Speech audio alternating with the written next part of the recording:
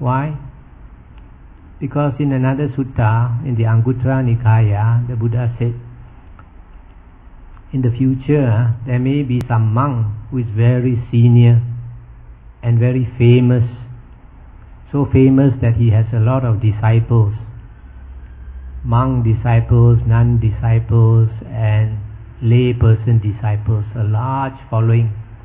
And he may be very learned in the scriptures, in the books. But in spite of all that, he still can have wrong view. So don't think that some monk is world famous, that everything he teaches is correct. That is why when the Buddha was about to enter Nibbana, Venerable Ananda asked him, Bhagavan, after you are gone, whom should we follow as our teacher? They probably thought that the Buddha was going to appoint Venerable Kassapa or somebody as the successor. The Buddha said no. The Buddha said, after I am gone, take the Dhamma Vinaya as your teacher.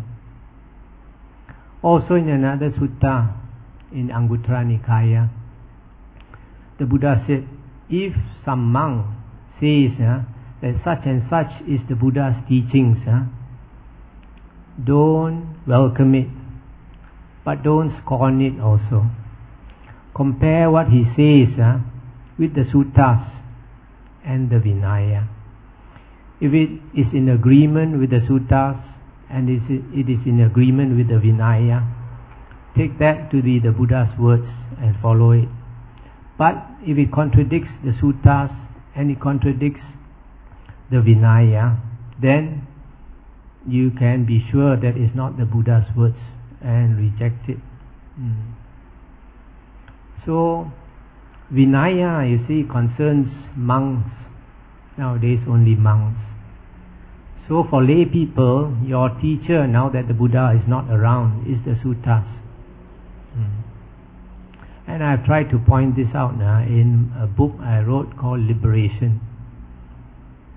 I did not bring many copies because books are heavy to carry. I gave 4 copies to Brother Go, another 4 copies on meditation to Brother Go. If you all are interested, you can either photostat it or reprint it. Doesn't cost very much to reprint, less than $1, provided you print 2,000 or 3,000 copies. So I think I'll take a breather and invite any questions.